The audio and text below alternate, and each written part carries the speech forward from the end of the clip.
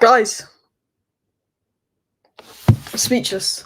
I am speechless about yesterday. Well, actually, I've got a lot to say. I just, I just can't believe we got knocked out by Grimsby. Actually, I can't believe it. I think that's the worst part. Is I can't believe it. I was sort of making jokes going into this game that I wasn't that confident and that Grimsby could knock us out, but it was sort of a joke because I thought, yeah, we're not that bad. We are that bad. That's a reality check. We are that bad. He was throwing all his best players on. He was struggling. He was out of ideas. And do you know what was worse than Amorim's tactics? Because it couldn't get much worse than the tactical approach today that was just not working, that he would not change. That even with the last 10 minutes to go and we needed a goal, he still insisted on a back five and playing Mason Mount left centre back because he cannot abandon his system. But do you know what was worse than the manager's tactics? Yeah? His post-match interview. His post-match interview. Blaming the players. Yes, Anana probably cost us today. Yes, some of the players did not show up today. But you cannot blame the players for that. Some of the players could have done better. But the players were out of ideas because of the tactics. The tactics is the reason we lost. The tactics is the reason that Grimsby had figured us out, knew how to play against us, knew how to defend against us, knew how to target us to set pieces. And he didn't take any responsibility. The manager did not take one bit of responsibility. There's a bit of shared blame between the player and the manager. But when the manager is coming out and basically saying, without saying, in his interviews, trying to be all cryptic, and the interviewer for the BBC did a really good job of pushing him, but he's trying to say, oh, I think the player and the team spoke really loud today. I'm not going to expand on what that means. I just think they spoke really loud. He's trying to blame the players. Okay, yeah, some of the players could have done better, but your tactics are not working. You've been doing the same tactics and the same approach and the same system every game for 9 months, and we've got relegation for, and you still are not changing it. You're not changing the system. And he's got two choices. You either resign or wait until you're sacked, or you change the system now. And the way Amorim was talking, apologising to the fans, talking about the players, I think he's going to walk. There's now rumours and suggestions that there's going to be a big meeting after the Burnley game where Manchester United will look to use the international break to potentially discuss Amorim's future and find replacements already, which is ridiculous because that will be the minute the transfer window closes, which is absolutely crazy. We will talk about those rumours. But I think Amorim is going to resign. I think Amorim might walk. I mean, for me, I always said I was going to give Amorim until November to see if it could click at the start of the season. And I got called toxic 2 weeks ago by a lot of people watching my live stream 2 weeks ago. I got called toxic and negative for saying I'd only give him to November. And if I didn't see anything by November, I'd want him gone. And people were saying, no, you've got to give him a full season. I got accused of being a toxic, negative fan for saying I'd give him to November. But November is a stretch now. November is a huge stretch now because you came 15th. You lost to Spurs. You've lost to Grimsby. You know, I get that the 1.5 out of the 2 games we played in the Premier League was actually all right, but I'm really struggling to believe that this manager can turn it around. Do you know why I'm really struggling to believe that this manager can turn it around? Because he cannot adapt. We know that he's going to go to Burnley and use the exact same approach that he's used versus Grimsby, he's used versus Fulham, he's used the whole of last season. And right now, if Amorim goes to Burnley and uses the exact same approach that he used versus Grimsby, which did not work, and we do not beat Burnley, then Amorim out. I'm going to say that now. If Amorim goes to Burnley, plays a 4 at the back, adapts, we see something different, he's changed the system, fair enough. You can have a little bit more time, mate. But if Amorim goes to Burnley with the exact same approach, I am Amorim out if it does not work versus Burnley with the exact same approach. And I said I'd give him to November. But I just think that this approach is not working. And I think I need to see the manager change something. Because I feel like he's just going to keep doing the same thing. And we're going to get to November when I said I'd wait till November. And if he keeps doing the same thing, we're going to get to November in a worse position than we are now. Unless he changes something. That's my mindset. And I got called all sorts of names, being toxic, negative, after pre-season, after the Fiorentina game, for saying he's got till November. He hasn't done enough to get a full season out of me because of last year, but the new signings will take time to click. I do think there was positive signs in pre-season. But the midfield does not work. The midfield 2 does not work. Go back to a 3 in midfield. People know how to play around us. People know how to play against us so easily. People know what we do in build-up. We're the worst team statistically in build-up since Amorim has come in. We've literally scored like the 16th least amount of goals since Amorim has come in. Sorry, 16th. Yes, it was basically 16th for goals scored. Like, there's so many metrics attacking midfield that are awful. Yes, the defence is better. Yes, the centre-backs is better. But the system is not working. And we've got these players in Mbumo, Cunha, Sesko, and it's still not working. He's sucking the life out of these players. And we had Man United fans screaming, crying in my comments the other day saying Bruno Fernandes is holding the system back. Bruno should have gone to Saudi. Bruno's the reason we're not succeeding. Bruno should have gone to Saudi. Stop blaming Bruno Fernandes for everything, because when he came on the pitch, we got a lot better. The first 45 minutes was telling you what life without Bruno was like. Bruno was crap in the first 2 games. Bruno should have been subbed off. Maino should have been subbed on. Don't get me wrong. Bruno doesn't fully fit the system, but the system doesn't work. So instead of blaming Bruno and saying Bruno should have gone to Saudi and scapegoating Bruno and saying that Bruno is holding us back and Bruno's the reason the system isn't working, the system doesn't work to begin with. I'm fed up of this let's scapegoat one player. First it was De Gea, then it was Ronaldo, then it was McFred, then it was Maguire, now it's Bruno Fernandes, and then it was Marcus Rashford and Bruno Fernandes, and Marcus Rashford is gone.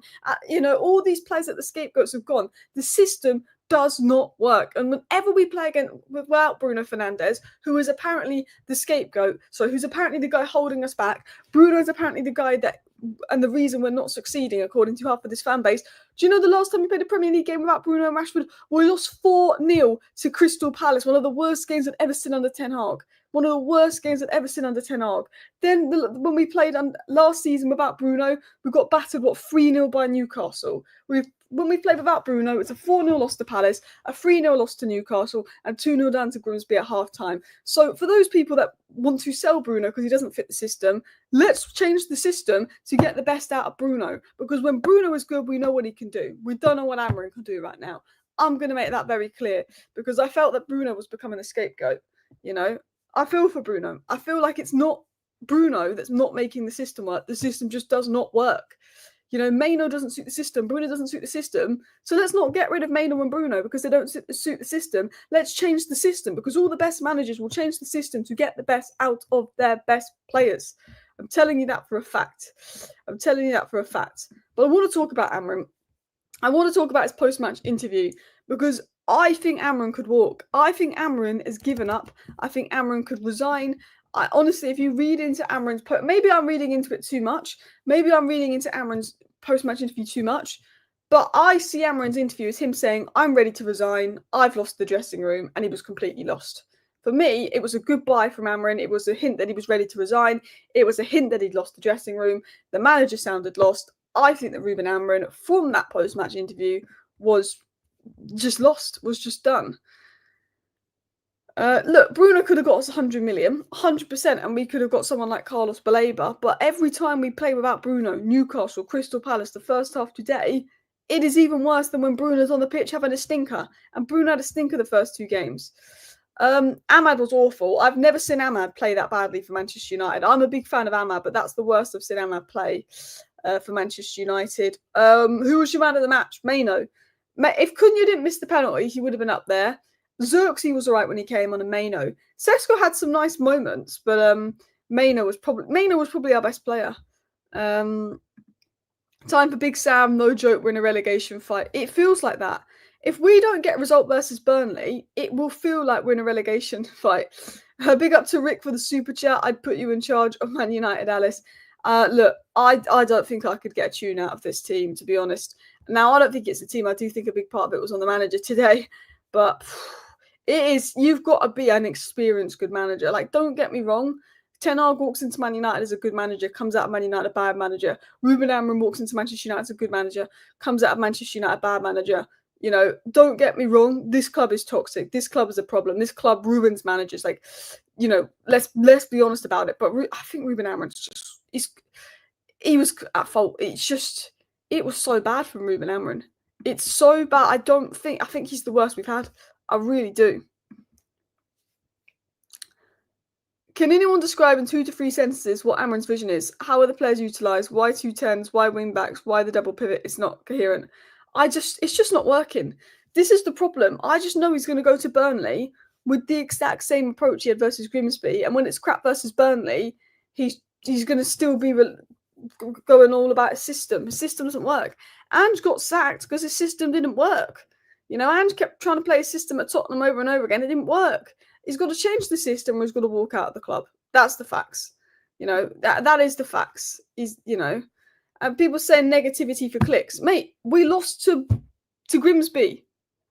We lost to Grimsby. Do you expect me to sit here and be positive? I'm not being negative for clicks. I'm being negative because we lost to Grimsby, a League Two side. And it's not like we just lost because Onana made mistakes and we played well. We also played absolutely atrociously. So you can call it negativity for clicks all you want, but I'm being negative for a reason. We lost to Grimsby.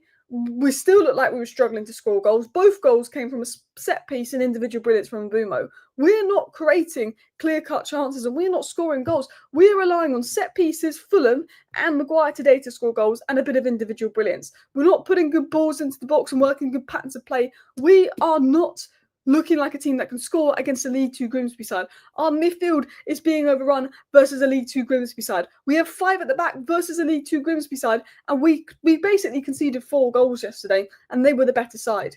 They were by far the better side. If you are not negative after losing to Grimsby with a manager that's got 7 wins in 29 Premier League games, with a points per game ratio half of Ten Hag, that lost the Europa League final, the worst we'd ever seen, to Tottenham Hotspur, if you are not negative after what we have seen, then I wish I could have your optimism. I wish I could have your optimism. I wish I could have your positivity. I try and be positive. I try and be patient. But I'm losing any belief in this manager. And the reason I am is because he won't adapt it. At least when Ten Hag got battered 4-0 to Brentford, he adapted it. At least when Ten Hag got battered 4-0 to Crystal Palace, we went and won the next 3 or 4 games after that and won the FA Cup final because Ten Hag adapted things just a little bit. This manager does not adapt, and I need to see adaptation. That's what I need to see from the manager. Because I don't think it's negative to be upset that we got knocked out to Grimsby Town. I don't think it's negative to question the system. If we'd have won our first 2 Premier League games and we'd have played really well in those first 2 Premier League games and had 6 points and we got knocked out to Grimsby, my mood would be a little bit different.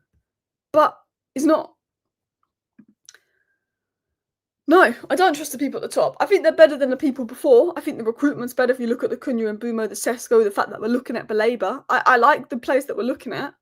But, Dan Ashworth got sacked because he had reservations about Amorim and thought that we should go for a more Premier League proven manager. And then they made up that Dan Ashworth wanted Southgate. I know from a very good source Dan Ashworth did not suggest Southgate. Dan Ashworth suggested names like Thomas Frank. And they were annoyed that Dan Ashworth was only looking at more Premier League proven players, whereas Barada was looking at fancy names abroad, and Dan Ashworth got sacked because they couldn't agree on that, and Dan Ashworth had reservations over bringing in Ruben Amorim. And Dan Ashworth was correct. And they'll put out PR reports that Dan Ashworth wanted Southgate, and they'll go and tell Gary Neville to put out that Dan Ashworth wanted Southgate. But I know for a fact, because I knew that Dan Ashworth was sacked before Ornstein dropped the bomber, I got information on the situation that it was not because of Southgate. Dan Ashworth was not trying to get Southgate. He couldn't agree with Barada and those at the top of the club because he felt that we should look for a manager with Premier League experience. That's what it was. And he wanted to give Maynard a new contract, I think Dan Ashworth is sitting there thinking, I was so right. I was so right. I think that's what Dan Ashworth's thinking. I think that's what he's thinking. Big up to Sonny in the chat. Would you take Ange?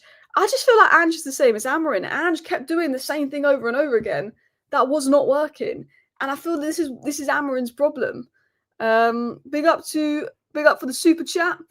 We haven't been able to score create for the past 3-4 seasons. It's deeper than changing the manager. The rotted structure of the club is dead. You are correct to a point.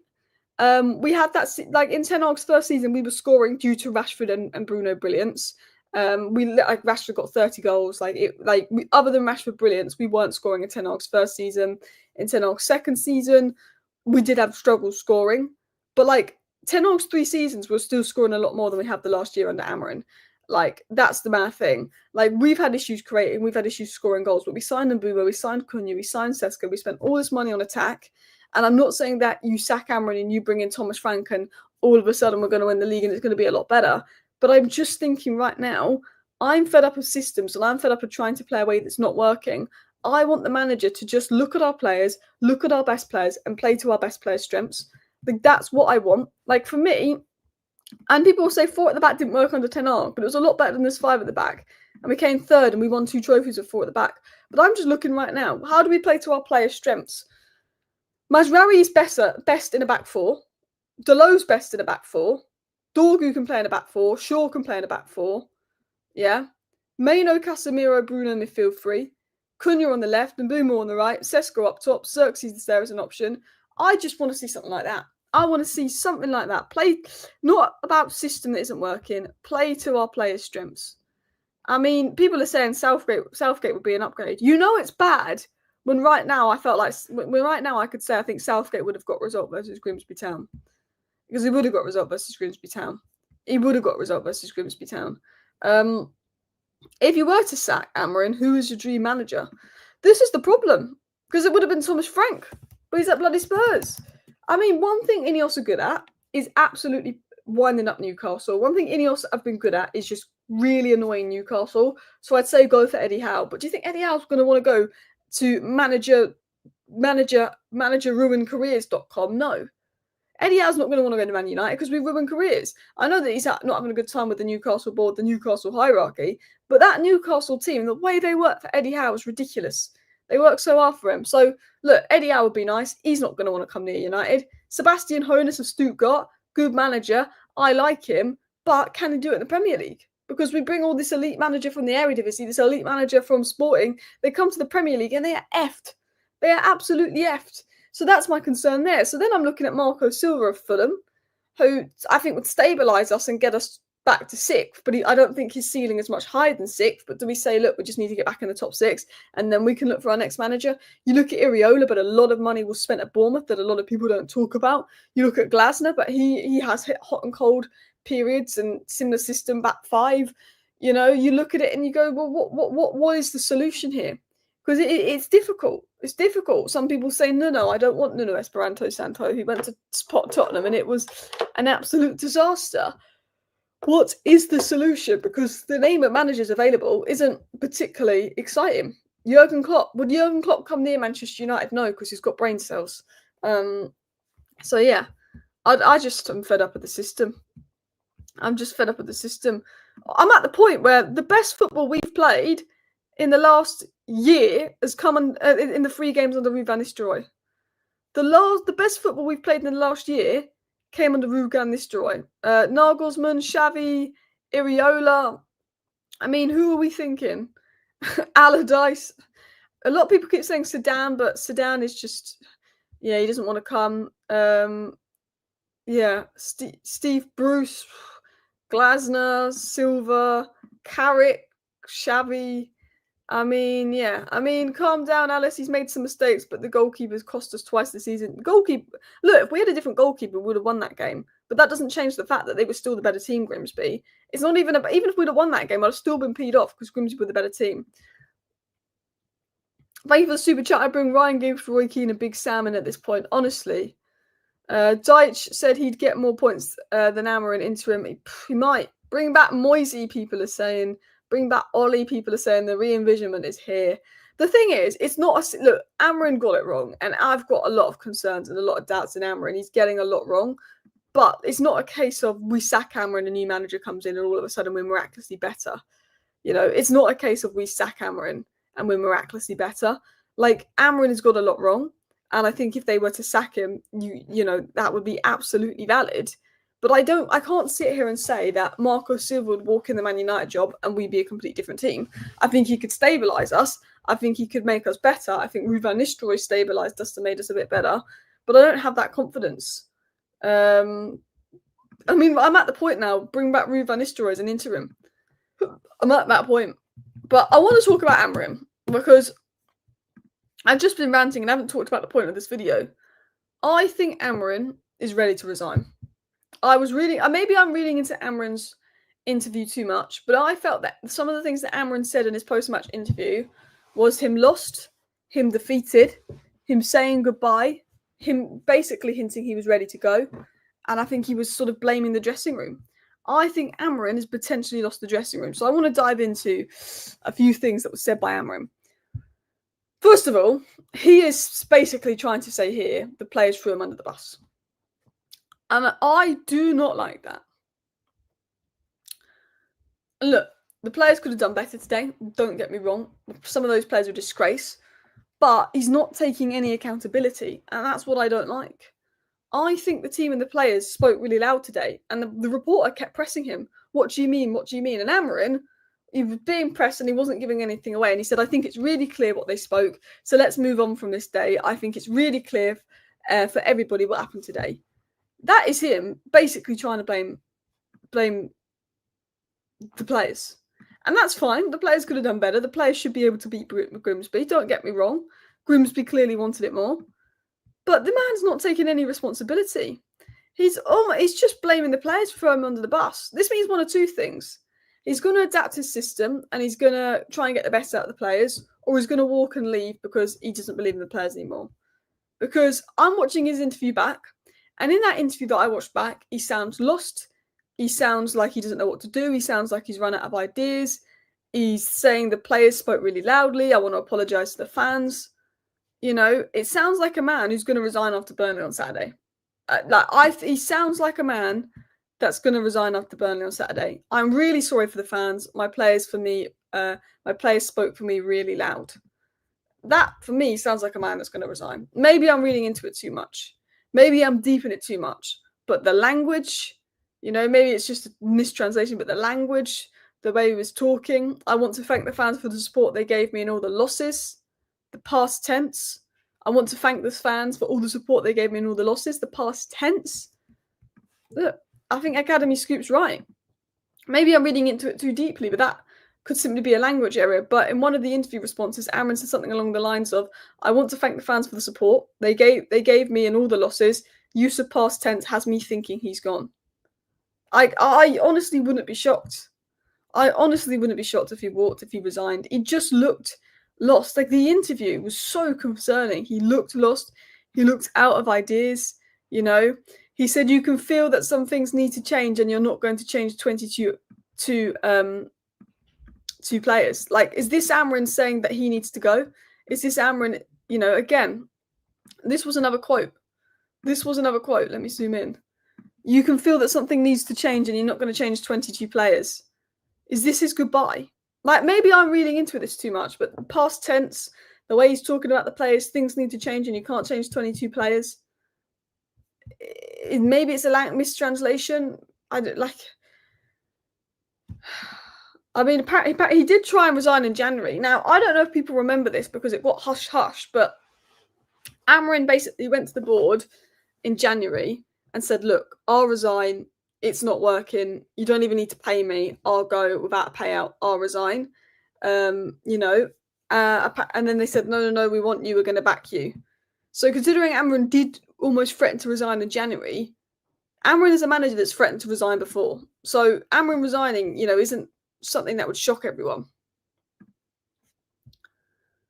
Enrique would have been the ideal manager after Ten Hag. We should have immediately got in touch with him as he was in the last year of his contract. We should have gone for Hansi Flick. That's who we should have gone for. The thing with Man United is we need a manager that's going to utilise our academy, that's going to get the best out of the current players we have and play a back four. And we need a manager. We need an Arne Slot. Someone that knows how to get the best out of what we have. That's what we have. That's what we need. He could be meaning a lot of players need to go. Of course, the thing is we can read things in different ways. But I almost do read this as Amorim's ready to go. I read it as Amorim's ready to resign and I feel like the dressing room's gone. And I could be deeping it and I could be reading way too much into it, but that's just how I read it. There is reports that Betty's in advanced talks to get Anthony done.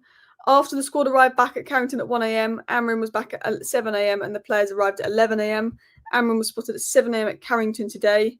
Yeah, I mean, who knows? Fabrizio Romano said some things on Amorim's future, which was interesting, and I want to get into that. But Amorim's saying he's sorry to the fans. The players spoke loud. The best team won. They got an unbelievable manager. You know, there was a lot of things that Amorim said that just... Look, Onana was atrocious. Onana should never play for Manchester United again. Please hurry up and get Lemens in the door.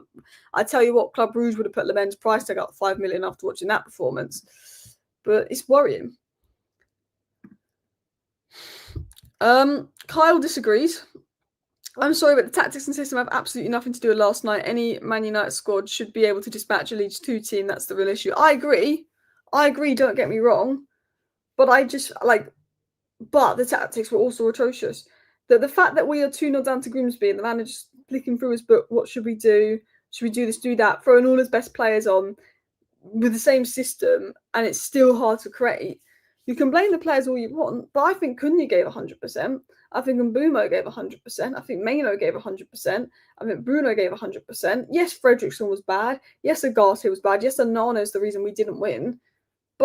And yes, we should ask for more from the players. But I just felt that these players have no confidence in their manager, and the fact that the manager can't even watch them take penalties and was hiding in the corner, it doesn't fill you with confidence as a player. For me, it's a bit. The blame goes on a bit of both. Don't get me wrong. It's not a case of we sack Amorim and things get miraculously better, because the players are at fault a lot. But I just feel like the manager's system isn't working. And we can blame the players all we want, but we're having this massive rebuild, getting an open heart surgery this summer, and it's still not working.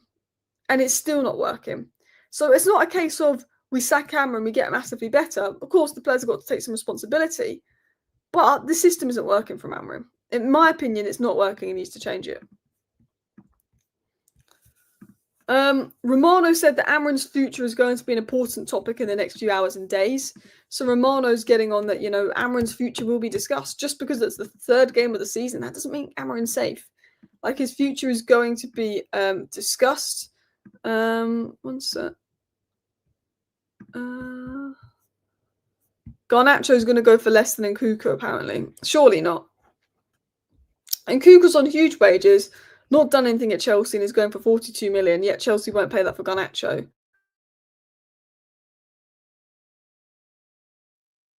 All these other players are going to go for more than Garnacho. Dibbling went for more than Garnacho. Mateus Fernandes of a relegated Southampton needed to sell, is going to go for more than Garnacho. 40 million for a player Chelsea frozen out the squad and literally done nothing in 18 months and on a huge contract Chelsea are desperate to get rid of. These teams are nuts. Yeah, I mean, Chelsea selling Nkuku is ridiculous. I hope we get more money for Garnacho, but the thing is, we'll sell Garnacho to Chelsea for 40 million. We'll sack Amorim. We'll bring in a manager that plays a 4-3-3 and wants a direct winger, and we'll be wishing we had Garnacho back at the club. That's what will happen. Strand Larsen has politely informed Wolves of his wish to make Newcastle move.